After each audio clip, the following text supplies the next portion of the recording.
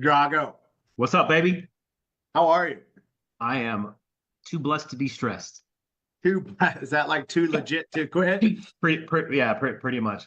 Yeah, I'm wonderful, great. I'm doing good today. We could get you in the Raiders doing a dance singing that, We right? could.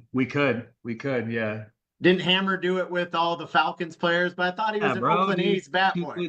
too legit to quit. I like it. I like it. There we go. Well, this is fun because we have both of our friends here. We both know Court. I knew a little bit about his story, but didn't know the full details. So we got I want you to stay to the end because there's the inspiration here. But we have from meat packing to meth manufacturing to a DEA takedown with our boy Court Crofoot. And what's awesome is I've watched him ascend up in our industry. We're all three mortgage lenders, and just watch him do tremendous things and lead by his faith and just being a great guy and overcoming all of his checkered past. And him and I have always had parallel stories, but I didn't know how deep his gone has went. So this is episode 49. We got what, Rob Guidry and Tim Wakefield, our Tim favorite number Wakefield, baby. 49s. R.I.P. Tim Wakefield, best knuckleballer He ever. did pass away. Yeah, Yep.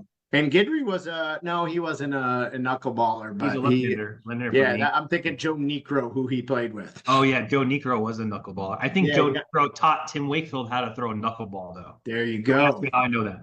That is it. That is it right there. So this Third Chance Foundation, we call it Third Chance Court because I read the book Mission Possible by Tim Tebow, and I had to give back and be vulnerable with people and try and stop what I went through. So I call it Third Chance because I was first given up by adoption. I was given a chance of life after that because my biological mother probably had no business having me, but I know she did it to continue my life on, right? Then I got popped, not quite as hard as you, but I got caught with a lot of marijuana, a lot of cocaine, a lot of ecstasy. And because of being in athletics and having a good job and doing really well in school, I got I got a light punishment. And that was my second chance on life. And then the third chance is I blew it all. I lost my mortgage companies. I spiraled out of control with cocaine addiction and buying and selling and cheating and stealing and doing anything I could to recover in 2008. So I turned around, had $330,000 of debt, was spending money faster than I was making it, and I tried to take my life on January 18th, 2010. So that's where Third Chance came up. I am I want to say former cocaine addict, but I know I got to take every day to not use. And I always know I'm good today. And I can't tell you about tomorrow, but I know I'm good today. And I think Amen. any addict, anyone that's been in this knows that that's the secret is not to look too far forward, but focus on your day. How about you, Drago? What was your drug of choice, homie? My drug of choice was the good old opioids, man. Started with pills and Vicodin, and next thing I know, I'm getting in trouble by the police because got a ton of pills on me, and stole a bunch of money. Didn't go to jail there, and I pretty much OD'd in front of my kids, and woke up one day and said I can't do this anymore, and I got to make a change. So coming up on 7 years this year. Amen. Yep. I'll be next on our 50th episode, I'll be 15 years clean. Let's go. Yeah. Your drug of choice, Court. Oh boy, I liked them all. Never got into the opioids, but anything that made me go fast, that was my choice. In the end, though, it was methamphetamine. That's where I was really focused there at the end. So you were using and selling. Using, selling, and manufacturing. Wow. Amen. And you have just turned your life around, and I'm so excited to hear your journey. So tell us a little bit about the beginning. I know you said 14, 15 years old, starting to use, starting to sell. Just tell us about those first years, what got you in, how you started using, what got you into selling, what you got you into manufacturing, and just anything else you want to share in between. And both of us will interject with some questions. Yeah, you betcha. First and foremost, it's an honor to be here. I hope somebody that's listening to this that we can make an impact in their life, and if nothing else, remind them it's all about hope. Hope, Yeah. hope is what this is all about. So, um, folks, And that's why we divorce. started this, brother. It's help one person every day. So only if that's That's only it. one person, I can tell you from almost every episode, we get one call, one DM, one message, and we helped one person. So I know you're going to help a lot of people today. So let it rip. Well, I like that. I appreciate it again. So a little bit about my upbringing. Was born in a town of 600 people in rural Kansas. Born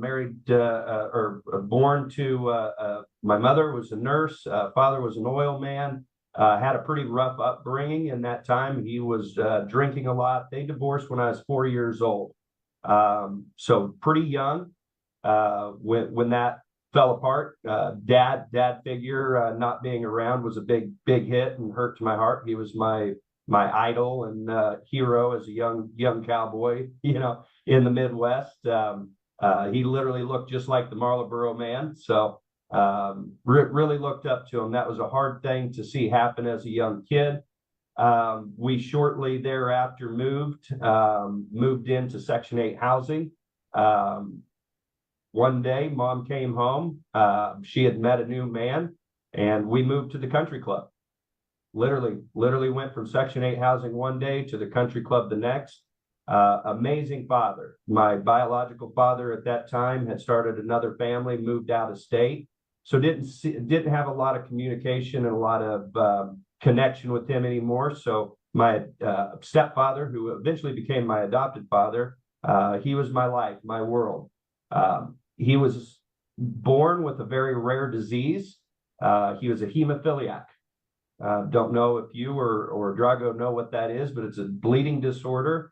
Blood doesn't clot. Well, it doesn't clot. Exactly. Yeah. So, 19... Told you he's smarter than he looks. Yeah. Not a lot of people know about hemophiliacs anymore at this day and age, because 99% of them were wiped out in America back through the 80s and early 90s. How did that happen? The U.S. government did not find it an efficient or cost-effective measure to screen the blood supply in the United States. So my father, my adopted father, through a transfusion and knee surgery, we think, could have been other places as well, but he contracted HIV in 1984. Fast forward 1987, he had become very ill. If we're all old enough here, Reagan hadn't publicly even said the word AIDS until 1985, 86. Yeah. So lost my father, the man who raised me for that 5-year period. So 1-year-old to 4-year-old, this dad leaves family, mom remarries, my new hero, everything in life, passes away November 5th, 1987. I had just turned 10 years old. So 6 weeks later, mother sets me and sis and brother down, lets us know that she too is sick and that she has been given 6 months to live. At that point in time, it was a pretty big secret that we held close to our chest. Rural America, the gay plague, everything was rampant in that, to the extent that my father's business partners, I'll never forget this, drove by our home and threw everything that he'd ever given them out into our front yard with latex gloves on.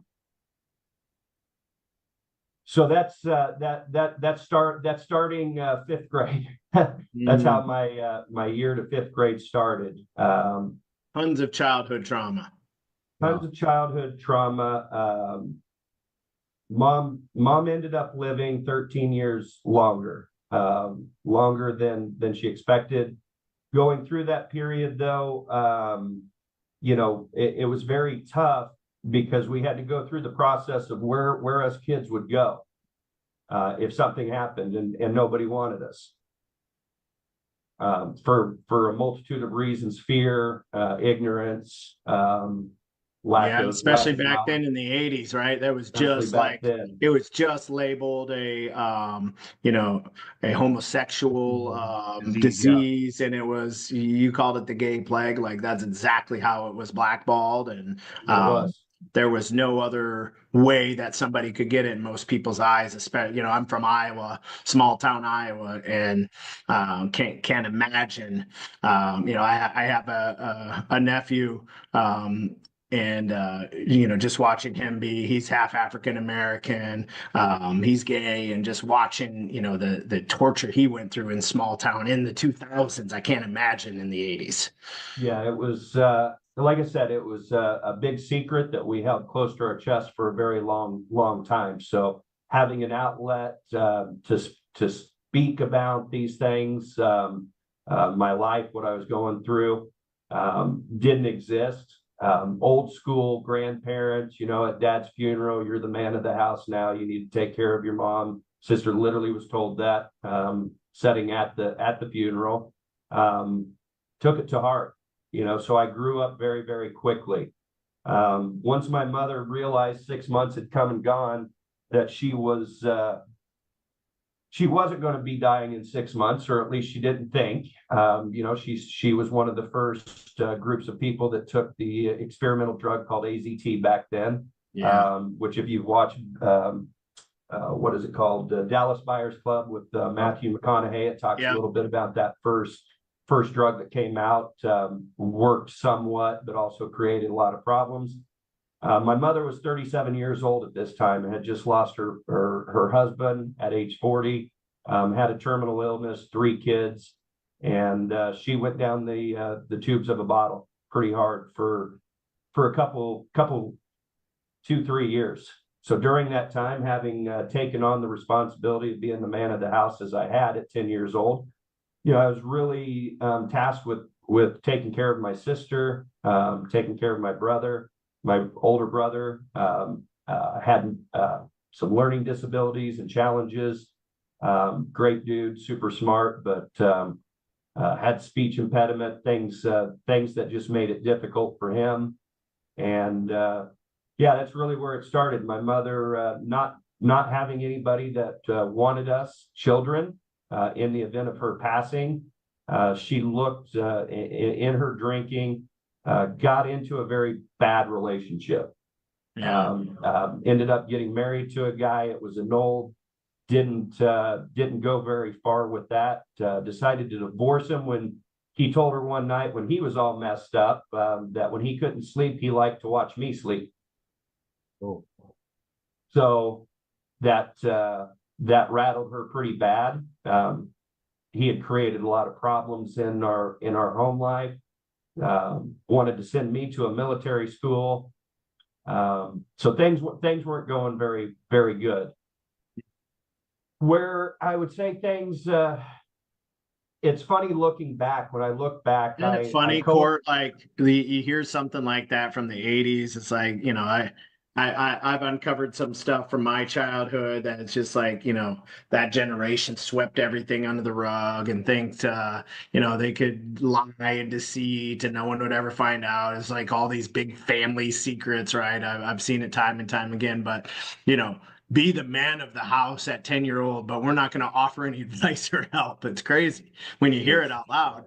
When you hear it out loud, you know, but that's the reality. I have no grievances towards them. That's how they were brought up. That's right. Yeah. You know, you get hurt, you rub dirt on it, and keep going. I'd say that's what's kept me going in the mortgage business. I'm a pretty resilient and thick-skinned individual. I've developed that skill over my lifetime. Where I left off. When I look back now, I realized that I had really coalesced around a group of friends that we all had father issues of some kind, even absentee, completely, or just had father issues altogether. And you know, it all started with a seemingly innocent night out. Being young and being a little bit more mature than everybody else, I got invited to a lot of high school parties. I didn't have a ton of friends my age after 7th grade. They were all in high school, so started going to the high school parties. Next thing you know was smoking weed. Tried that. This is 7th grade. This was first time I tried it was 6th grade. Wow. But really started Yeah, I'll never forget my for Christmas, when I was 13, I had sat my mother down and said, "Look, either you buy me cigarettes or I'm going to steal them." So, I was a full pack a day smoker at 13. Where I'm from, back then we had farm licensing for vehicles, so I was driving myself 22 miles to school each way at 14. Um, just really grew up very, very fast. Yeah. Very, very fast. But looking back and those friends that I coalesced around, we were all looking for an escape. Found that escape, and like I said, what seemed like an innocent start, it was all fun times. The Grateful Dead, Bob Marley, and that high life. Things soon spiraled. Floyd. You forgot Pink Floyd. Pink Floyd, yeah, it's definitely born a generation late with my taste in music for sure. Let me ask you a question there, right? Because we've had a lot of guests on, and Drago and I have talked about this. There's obviously with the legalization of marijuana in a lot of places, right? Here's the dangers of that, in my opinion. I'd love to hear each of your opinions on it. I don't think marijuana is that bad a thing. I really don't, right? And I really don't. I don't really care if people smoke. Here's the dangerous part of it, and truly, it is a gateway drug because when you get people like me and you, I did not like it. I didn't like the feeling. I didn't like slowing down. Like you, I like to go fast, right? And I want something to speed me up. So I realized very quickly I do not like this feeling, right? So then when an alternative to that, like, hey, that's not my drug. What is my drug? And that became cocaine, meth, ecstasy, right? And Yep. those were my drugs, and that's where the addiction formed. But to be honest, if I wouldn't have went in and started with the weed, I don't think I would have ever jumped to that. Yeah, I would say that there is a great likelihood of that. I would have just traveled a different circle. Looking back, I had a lot of opportunity, a lot of God-given talents that got suppressed and completely ignored. Being in gifted programs at a young age, excelled at math and science, and blew that all away with the group of people that I chose to hang out with. Now, the truth of the matter is, I was the instigator most often. Me too. Drago, For sure. Drago, were you the instigator?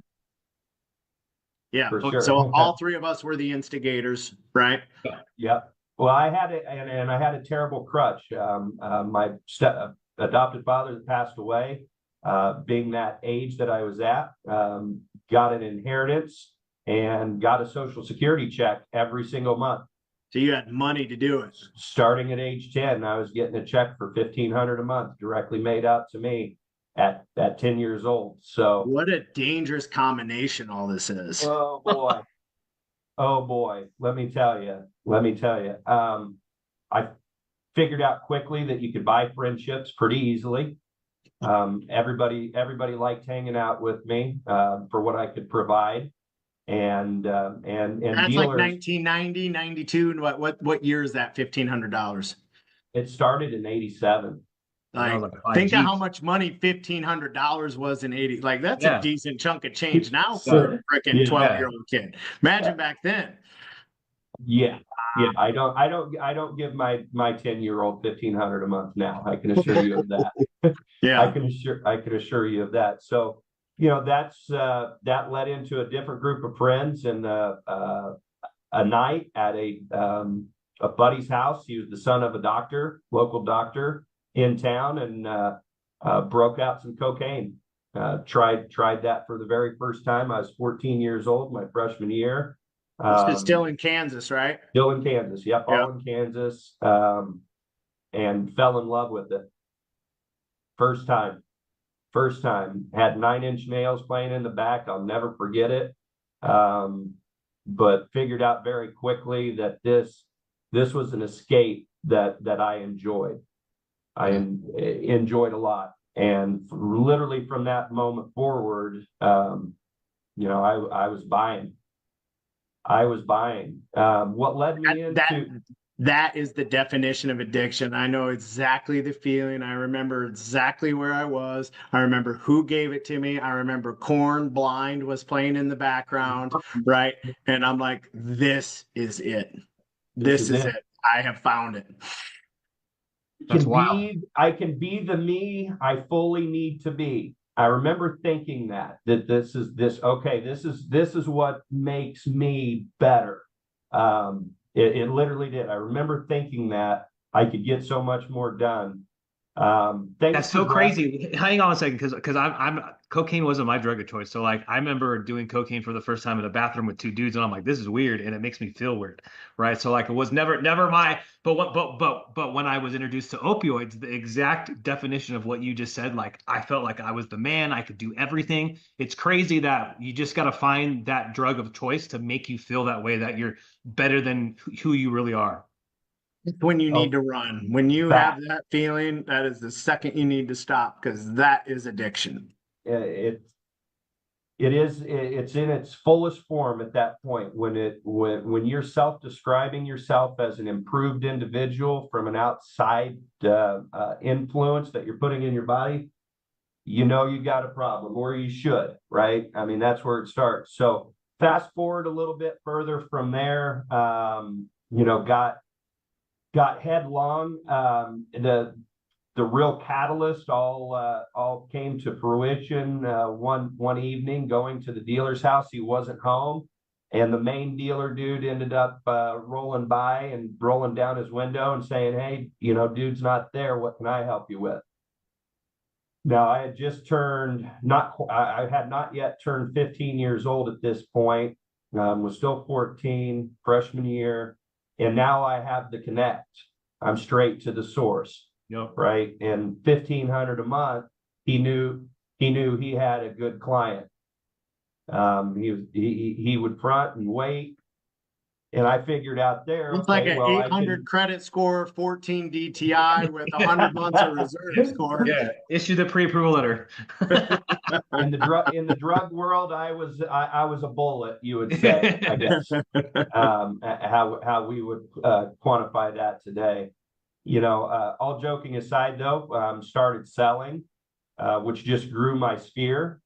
I had my group of buddies, but for the most part, even those that I didn't get along with, the drug trade tore down those barriers. I was the party in my little town. Everybody wanted off to on that out.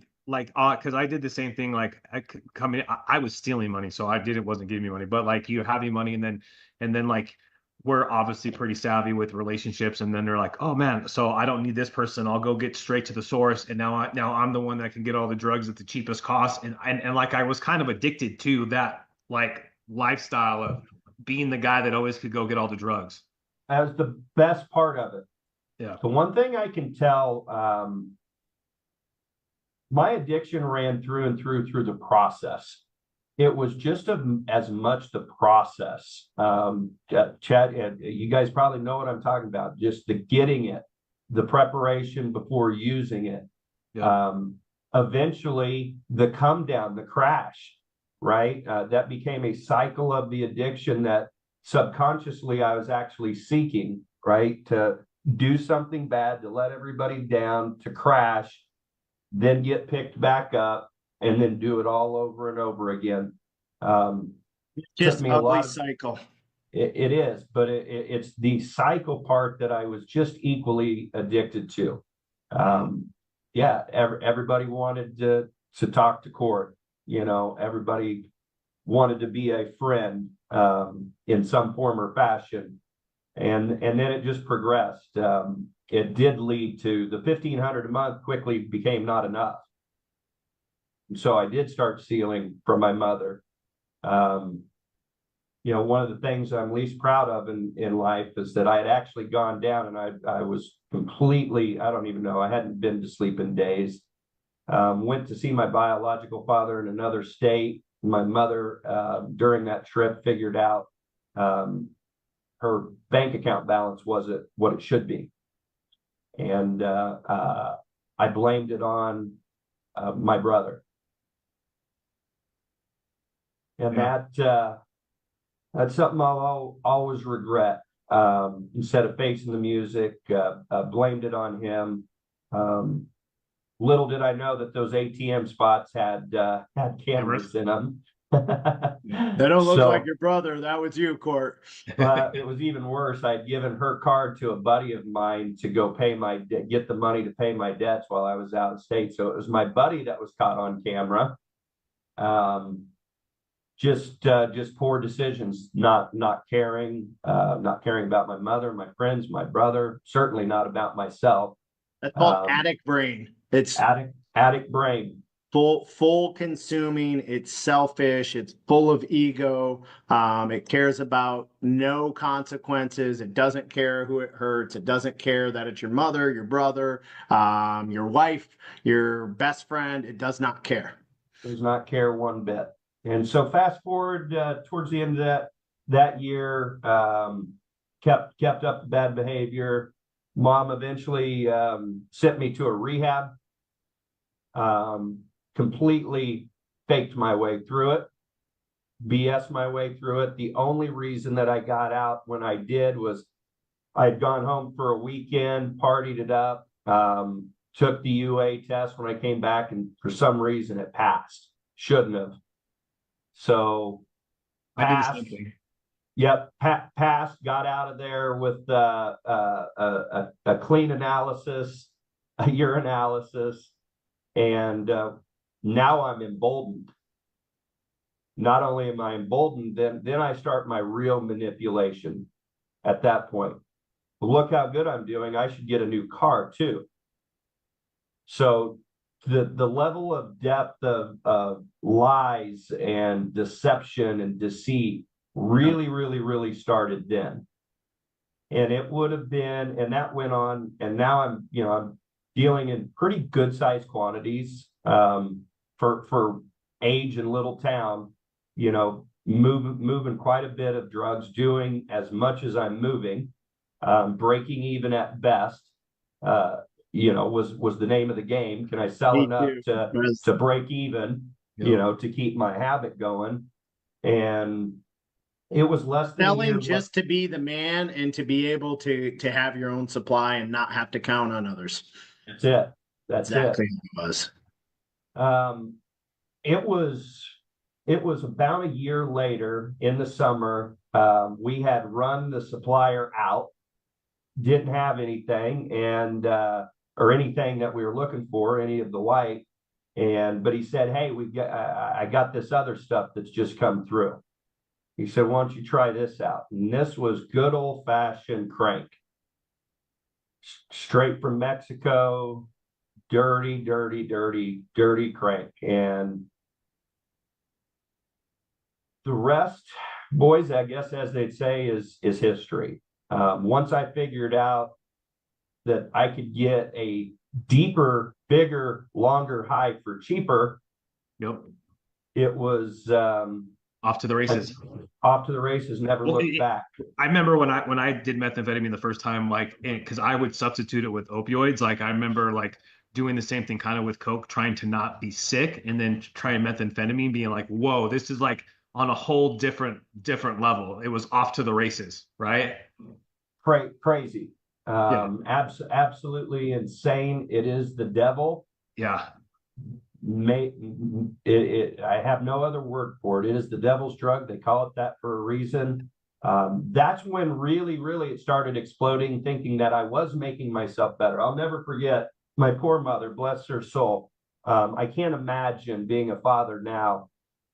I look back with so much remorse. But the amount of grace that this woman gave me is just, it's mind-boggling. I literally tried to convince her that she needed to get on it so that, because maybe it would make her healthy. The insanity in my mind, it was crazy. About this same time, she had cleaned herself up. She wasn't drinking any longer. And had decided to start a foundation in our town. Our secret was no longer a secret. That got exposed. We ended up on the front page of the newspaper, not just in our little town, but newspapers all across America. That was a very interesting time for me. We were very much rejected by our community and our church, but with my mother starting that foundation and getting the treatments that she did out of Wichita, we were fully embraced by the gay community. And looking back now, I'm an ordained chaplain. I'm an ordained Christian chaplain today. I was ordained in 2019. I was very, very distant from God.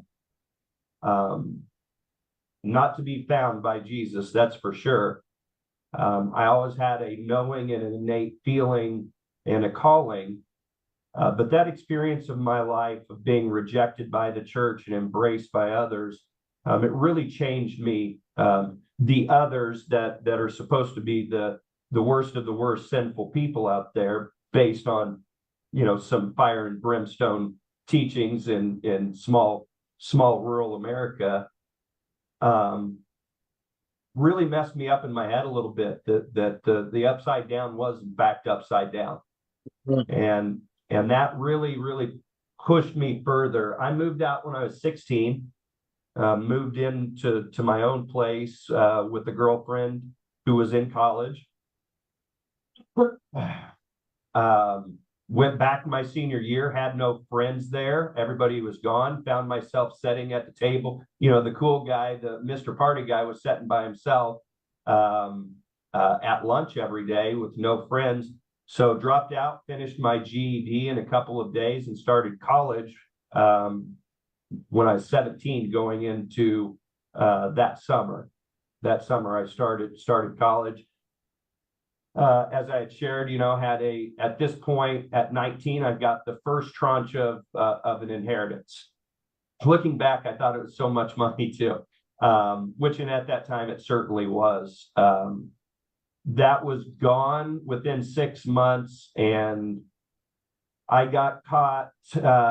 I was 19. I got caught coming off of an airplane.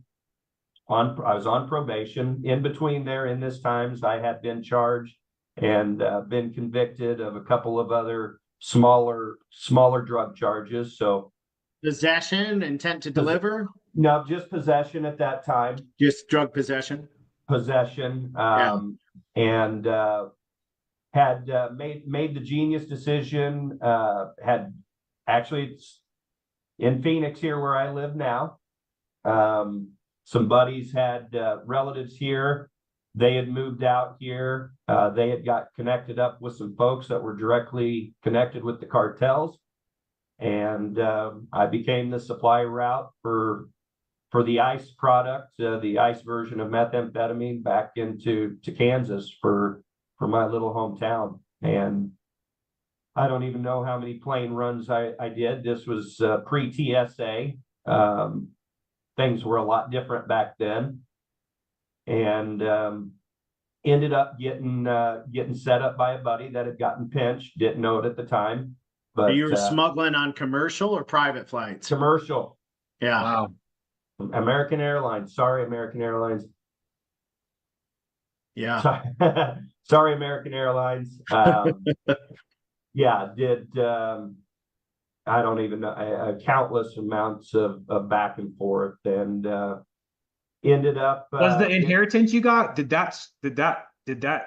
So like, where did you get into like the big time trafficking of the drugs? Was that because you were doing so many drugs? Your addiction and your tolerance just kept growing and growing and growing and growing and growing, and you could never just use drugs and sell enough drugs to cover that? Like, where did it go to like the mega?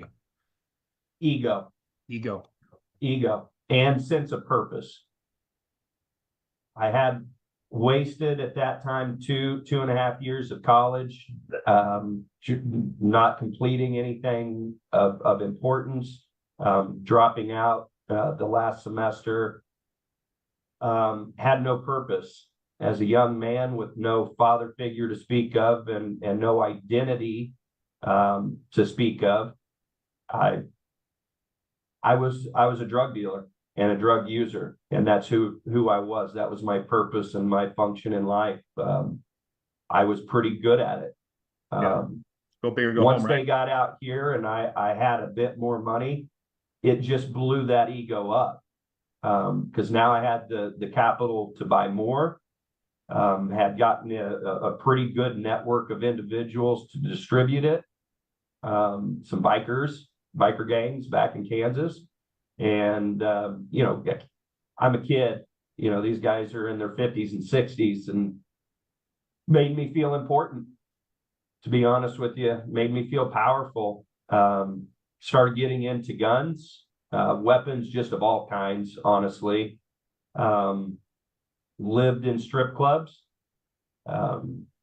just lived the most vulgar, despicable life that one could think of, lying to everybody. And when I got caught coming off the airplane, it's funny looking back now. I had made the genius decision to go to the Kansas City International Airport, bought a ticket in cash at the counter for a 12-hour round trip flight. So flew out here, was here for 6 hours, and then flew back. On the flight back, it's funny looking back. The stewardess moved me to first class, and I thought I was so special because I was a well-traveled individual in my mind. They must want to give me an upgrade here. Well, little did I know that was separating me. And during this time too, we had also started to engage in ketamine. If anybody knows what Special K is that's watching, that's not the treatment side of things that exists today. We were getting it straight out of Yuma from a veterinarian and baking it and turning it to powder, the whole deal. And I had done a good amount of that on the plane and passed out. So when the stewardess woke me up, the plane had deboarded. I was the only one left on it in my upgraded first class seat, and walked out. Actually made it outside the building to in between the two sets of doors. This is back when payphones still existed, and that's where the payphone was. And went to call a buddy. Walked outside, didn't see him. My ride wasn't there. Walked back in. Got on the phone as quickly as I picked up the phone. Got a badge thrown over my right shoulder that said KBI, Kansas Bureau of Investigation, and almost got away with it.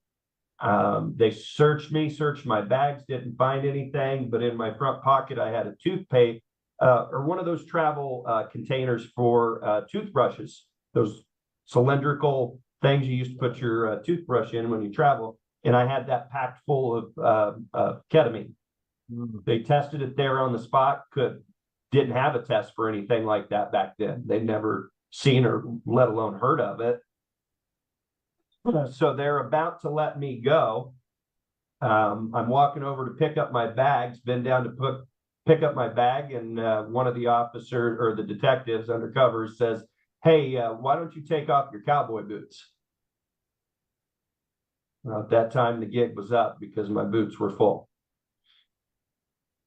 They were full. So, were you using methamphetamine at this time? Oh yes. And you weren't paranoid out of your mind in everything that you did? Beyond measure. Oh, I could only psychotic. Yes, straight up. You stay up for more than 48 hours, you become fucking crazy. And everybody's trying to get you. It's I would never want to feel that like that again. But I'm connecting with you. I'm listening to your story. I would have been literally out of my mind, paranoid on what was happening. Oh yeah, I would spend days, literally. I wish I could say that I was exaggerating. Days, head to a window, looking through the blinds. Looking through the blinds. Yeah. The only time I would move would be to do more. Yep. It got to the point that I was doing an 8-ball a day of speed. They took you where, Court? To Platte County Court Jail. I fell asleep on the ride there. I think I had wanted to be caught in some ways. So there was, even as spun up as I was, I crashed. Crashed and then got there and crashed for 2 days. When I finally woke up and came to, it had been 2 days, and that's when I first called my mother. She hadn't seen or heard from me, knew that I was supposed to be coming back. It still tears me up a little bit. Yeah, you can see. That was I see the face change when you bring up your mom in this. I'm sure that's hard. It is. It is. I try to live my life. You know, my experiences have formed who I am. So I try to live in a place of remorse and not regrets. But I sure got some things I'd do differently if I could. So where do we go from here? We're up to we crash out 2 days. Crash out 2 days. Mom bails me out. This is in Missouri. I'm on probation. Go see the probation officer. Now, this is community corrections probation, so it's supposed to be daily check-ins. I hadn't checked in weeks. So in hot water there, go in there. Didn't like what I heard, so I decided to go on the run. Oh, wow. Decided to go on the run. Came back to Arizona and then really went deep. Really spiraled in my addiction at that time.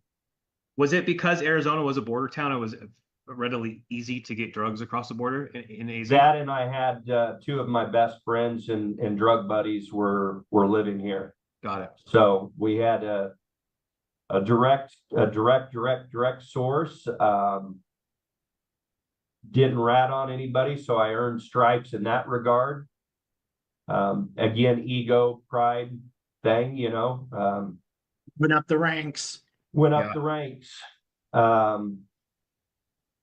But was ostracized, obviously couldn't go back to Kansas. And it really all came to a head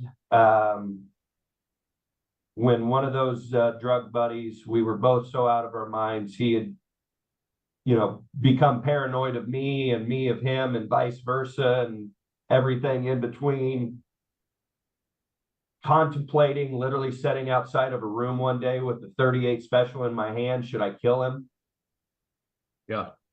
Literally contemplating taking somebody else's life. And got on the phone, completely out of my mind with my mother. I had, you know, to the paranoia, had convinced myself that the FBI had burrowed under the house that I was living in out here, had the whole thing bugged. Convinced myself that it was all controlled through a stove. With my mother on the phone, ended up electrocuting myself, dismantling this stove. And decided, she convinced me to talk to my attorney. I spoke to my attorney. He convinced me to come back, turn myself in. And I did. I did make that trip, got to the outside of our little town, called my girlfriend. She drove me into my mother's home at that time. Now, keep in mind, my mother is terminally ill and sick going through all of this. She had gone to the hospital. She wasn't at her house. Had already been caught coming off the plane, had all of my supplies and manufacturing stuff with me, met the girlfriend, which didn't know that I was doing any of that, by the way, in terms of the manufacturing, and had gotten my sister hooked on this stuff. She was on probation, and to keep herself out of hot water, had given me up that I was back. Gave the police the key to the house. They raided me, got charged again. So I had come back to turn myself in, and ended up catching some very serious charges. The first go around was interstate drug trafficking, a large quantity of drugs, and moving over $5,000 of cash across state lines, undeclared. That's a thing, still is. And then picked up intent to distribute possession, intent to distribute within 1,000 feet of a school, and intent to manufacture. And how many years, if convicted, what would you have faced? So between the charges out of Kansas City and Kansas, both, it was 37 years. Years old? 400 and some months. Wow, imagine that. 400 and some months. So what happened? So got out on bond. Mom bailed me out again. Yeah, I'll stay out of the politics of it all, but being from an affluent family with light-colored skin and money, truthfully, she bought me out of it. It's a real thing. It's a real thing. She bought me out of it. Was on now double community corrections. Got put out on bond and probation in Missouri. Was facing the charge here. Still couldn't shake it though. Still continued to use. My addiction was still there. And one day, just sitting with my mother on her porch, she was in very poor health. We were rocking. It was hot out. I had a long sleeve sweater on because my arms were so torn up from picking at them, which is something that meth users do sometimes. They will tear their bodies up thinking that there's bugs in them and whatsoever. And I was no exception to that. And I remember her looking at me and saying, look, if you don't do something different, it was just a pure place of grace, sadness.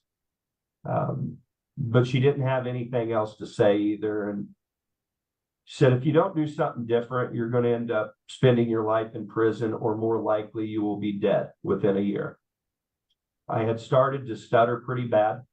I was losing my cognitive ability to speak in a functional way due to the damage that I had done to myself, starting at such a young age that, had a pretty significant impact on me. It scares me to this day. Before your brain was fully developed, or even fully developed, right? Yeah, much before. So with my mother in tow, I went in to community corrections, probation officer, and my parole officer. At that time back then, there was a prison that existed that was state-owned but privately run. It was privately run by ex-military. And it was for non-offenders. I had a couple of buddies that had been there, and I asked if I could go. I wanted to go to prison. And so they agreed that would be the best thing for me. Got the judge to sign off on that a couple days later. This is approximately towards the end of November of 1997. So 10 years now had passed since my dad had passed away, and got the green light to go there, continued to use. So now I have a date that's set. So I'm partying it up hard before that day comes. Was able to spend Christmas with her, but on December 31st of 97, I went to the county jail, and I'll never forget, I knocked to go in. Knocked on the jail door to go. It's one thing to get arrested and go. It's a whole nother thing to consciously go knock. Can I come in? Not many people do that, man. It still rattles me sometimes that there's that resilience and perseverance. So did that. Was there for a couple days in county. I spent almost a year in county off and on during that 10-year period. But then we got up early about 5 a.m. and headed to the prison in Labette County, Kansas, as called Labette County Correctional Facility, LCCC. And I remember getting there, and it was a beautifully manicured place. It had a obstacle course. There was no razor wire. And I'm thinking like, man, did I just hit the jackpot, right? I'm going on a vacation here. Pull up the car. a garage off in the distance, big roller door like the size for a motor coach opens up, and two very, very large men wearing smoky hats came out, and they ran us, drug us out of those cars and ran us until we puked. Literally. And so from there, I spent the next 7.5 months in a very intensive military-based prison. Broke us down and built us back up. Unbelievable.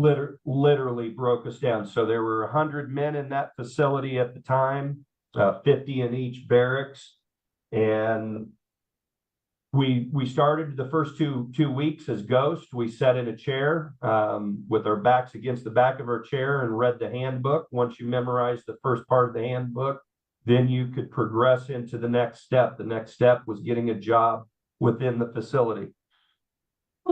Excuse me. Revelry would start our day at 4:45 every morning, and we would go to sleep at 9:45 with taps.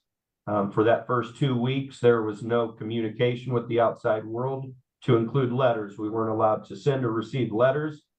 We had 2 weeks sitting in a chair, learning that handbook, the first part of it. So did that, got through that, and progressed on to my first job there, which was in the kitchen. I wanted to go in the kitchen so I could get a little extra food. Everything was made and grown there on the facility. So I learned to cook 3 meals a day for 100 men. It was a very, very, very interesting time. All of the offenders there were nonviolent offenders, so pretty much everybody was in the drug game. I had dropped out of high school, but completed my GHD. So I was learned. I'd been in college. So in the after hours, I was selected and had the opportunity to help others with their coursework. Again, one of those things that I blew away. A regret I do have was having a fully funded and paid for education to go anywhere I wanted, and completely squandered that. That is a true regret that I have. As I shared, I try to live through remorse, not regret, but I truly regret squandering the opportunity for a world-class education that was handed to me. That one still gets me a bit. So went through the ranks of that, progressed. It was just like the military, so you could progress into different ranks. The final step is once you got your what we call the green hat level, then you were assigned an off-site job. Those off-site jobs primarily kind of give you an example of some things that we did. So had a road crew assignment. Now we're in the middle of nowhere, rural Kansas, not far from the Oklahoma border. There's nothing but fields out there in small little towns of 1,000 people or less. So one of the first jobs I got assigned was a road crew job. We show up in the morning. A grader had been out there, pushed all this broken asphalt onto the side of the road. Excuse me, down in the ditch.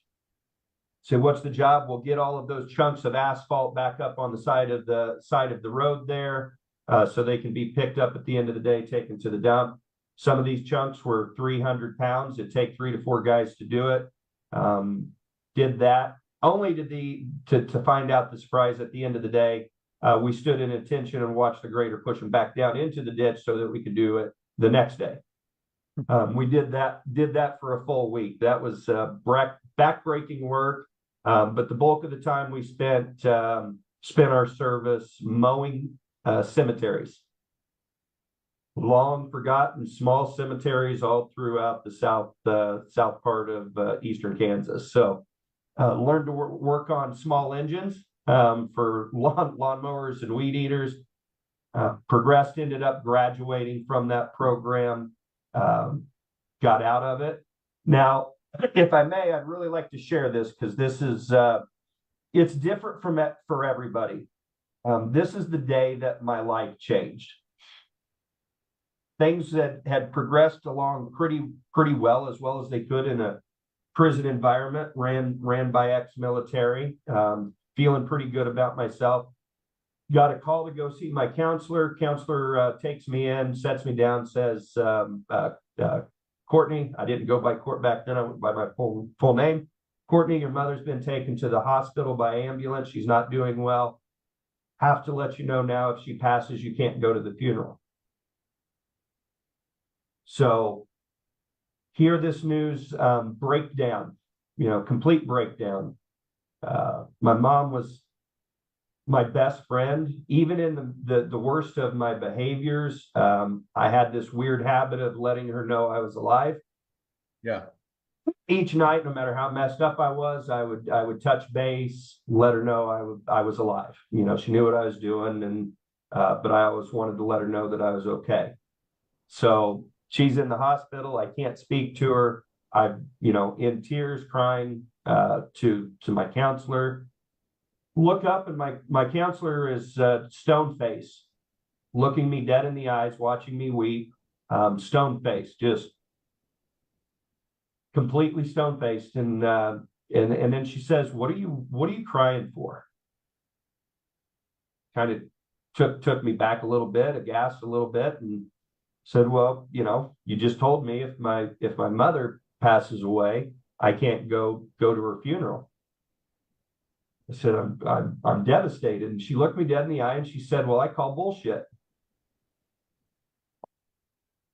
Dead square in the eye. She slammed her hand. I call bullshit. I call bullshit on you, on everything you say, everything you profess to believe. And now I'm just completely losing at this point. Why would you say that? Wrecked. And she looked at me again, got real close. And she says, "If you love your mother as much as you say you do, I don't know that if I was your mother, I'd want your love. You have the funniest way of showing people you love them. Why are you here?" And so I took that back, and I never looked at the world the same again. I can't say that I didn't ever use again. I did, but it was short-lived. That rocked me in a way that she was right. How can I sit here and profess that my mom's my best friend, that I'd do anything for her, that I love her to death, when I keep doing all of these things that not only hurt me, but devastate her? Hey, her, right? Wow. And yeah, it rocked me hard. Rocked me hard. So I got out. Wasn't out, but maybe 3 or 4 days, and got picked up. Because I had been sentenced there. There was a miscommunication with Kansas or the state of Missouri about where I was at. So they had a warrant out for me because I was on probation when I went. So ended up back in jail for 2 weeks, 3 days after I got released from prison. So they got that straightened out.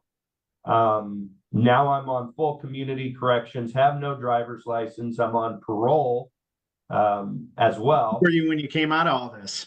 What's that? How old were you when you're coming out of this? I was 20 years old. 20. I was 20 years old. 20 years old. Almost 21. Not quite. I'll never forget my 21st birthday.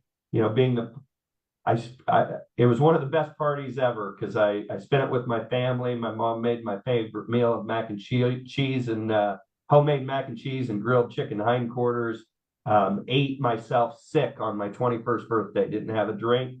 Didn't go to a bar. Didn't do anything. From there, I had to, in parole and probation, I had to be employed. I had to be in school. My mother set me down. She said, "Look, you've wasted a lot of time and money in a 4-year school. A lot of your friends are getting ready to graduate, or people that you went to class with." She said, "I think your cousin's in construction. Carpentry was good enough for Jesus. It should be good enough for you." And she was right. So I enrolled in a 2-year degree associate's program where we actually built homes from the ground up. My day looked pretty much like this. I would go to school, from approximately 7:45 to 2:45, get out at 2:45, go home, take care of my mother, take care of her administering her medication. Some of it was very strong, Demerol. She had a Gershon in her heart, so the injection would go straight into her heart. That's a port that is medically put into your heart. So I administered those drugs to her. And then at 11 o'clock, I would go work at the gas station. I worked there from 11 o'clock to 7 a.m. and did all of that traversing on a bicycle because I did not have a license. And am very, very proud to say that I was able to be there at my mother's side when she left this world. Amen. Yeah. Because of that counselor rocking you to the core. I have reached out many times. I ended up getting a hold of Major. You never know who will see this stuff, right? So Major Bringle, he was the gentleman in charge of that, was very creeped out when I tracked him down. But I thanked him. Unfortunately, places like that have all closed down. They had a 77% success non-repeat offense rate. And as the world we travel in, gentlemen, we know that that's not good for business, the business of prisons. Over 90% of prisons in America are privately owned and government funded. It is a big, big business, and they want you back. Rehabilitation is a falsehood promoted to the public to make us feel better. It's a business. Same problem in our healthcare. It's the exact same issues, right? Exact same thing. So that facility was shut down 3 years There's after no I money left. in the cure, Court. There's Nope. no money in the cure. No, that's why they shut it down. Is it was successful and worked. That's sad. It Well, is. Here's what I'm hearing. Here's my lessons from you. I know your faith had a big part of that, right? And has definitely kept you clean. I always say I needed my 4 F's, right? I needed the faith first, then I needed the fitness. I heard that from you, maybe not like in the form of working out, but do hard things, right? You had to do hard things in that facility, right? Oh, it's in great shape. Great shape there. They had to break you down, right? And you can do this to yourself. You don't need to go to this level. You can break yourself down and do really hard things. So the rest of it is easy. If you start your day doing the hardest thing when you're in recovery, that Mark Twain said, eat the frog first thing in the morning, right? Yep. You got to eat the frog first thing in the morning. So mine was, I needed my faith. I needed my fitness. Then I needed the fellowship and people around me, and I needed to surround myself around better people. That's how me and you met, is through coaching and surrounding myself with good people, right? Yep. That wasn't too long after I came out of the addictions, probably about 3-4 years afterwards. And then I needed to figure out how to have fun again without the drugs. Right? That's a huge part of it. I will give her the props. I was fortunate enough to bump into. I had shared that it wasn't the end of my using. Started a company not long after my mother passed away with some friends, some not good old friends, and found myself going back down that same road. By chance, ran into a girl that I had dated in high school at a very, very young age. Immediately felt that connection. And next thing I know, I find myself watching the sunrise again in a hotel room in St. Charles, Missouri. We were a contracting company. And that was the day that I said no more. I snuck out of the hotel room, didn't wake anybody up, any of my buddies, went back to her arms, and we packed up and moved out of there and back out here to Arizona within about 6 months. And once you figure out those things, you can find love. Unbelievable. Beautiful story, brother. And to anybody that's listening, my best friend in life, we got to a point that I had to set him down and say, we are too good together. We are so good together that we are bad together. And telling my best friend, my brother, that we couldn't hang out anymore, couldn't associate anymore, was one of the hardest things that I did. he's not with us. He never got over his addiction, went down Drago's path, and unfortunately passed away in 2015 from an overdose, as have almost all of those friends that I had back there. I'm pretty much the last one that's alive or not in prison. And I give that all to God. Amen. Brother, it is eerie. My hair is standing straight up on my neck of how similar our stories are. It is just, and I knew we had an instant connection. We met. I didn't know how deep it went. Man, just your mom's proud of you for sharing today. I just want you to know that that was an unbelievable story. I don't think Brago and I have been so quiet. We usually go like a half hour, 45 minutes. We're an hour and 15 in. I'm like, I want to hear more. But I just feel like you honored her really good today. You did honor her. Yeah. I didn't know what I wanted out of that, out of this experience. I've had several people approach me about writing a book about my life and troubles, but it's my story to tell. I've never told it like this before, outside of a setting of a NA or AA group or a counseling session. I really didn't know what to expect or what I hoped to get. I just got it. I can't tell you how moved I am to hear you guys say that.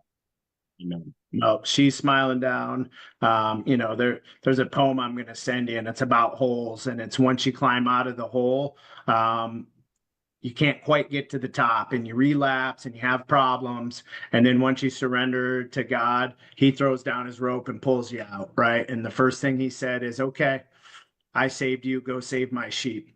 Right. And that's why I started this. And once I saw Drago's story, I knew he had to come along for the ride. And that's truly what we're just trying to do, is go look down in those holes, find people that are at the bottom, and throw our rope down to help and let them know there's a better path and a better way. And it's not hard. You got to build up that ladder, and you're going to fall down, and you're going to hit your head, and you're going to build it back up, and your shoulders are going to be sore, and you're not going to believe in yourself. But once you surrender to these things, I call it faith, fun, fitness, and fellowship, you truly can do unbelievable things. And all three of us are an example of, once you get over that adversity, once you climb out of that hole, once you start helping others, all the gifts in the world are there for you.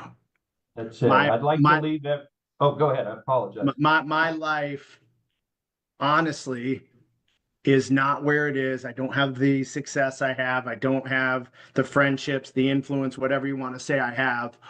I have none of it if I didn't go through that hard time. If I didn't turn my biggest weakness into one of my biggest strengths and go through that adversity and go through that tough time, I'm telling you, it turns you, once you can flip it and turn it into a strength, it turns you into someone that people are attracted to, people trust. When you're truly doing it to help other people and not for selfish reasons, it's unbelievable the gifts that this world has. So if you're struggling, if you're at rock bottom, don't worry about Court's story. Don't worry about my story. Don't worry about Drago's story. Don't worry about 20 years.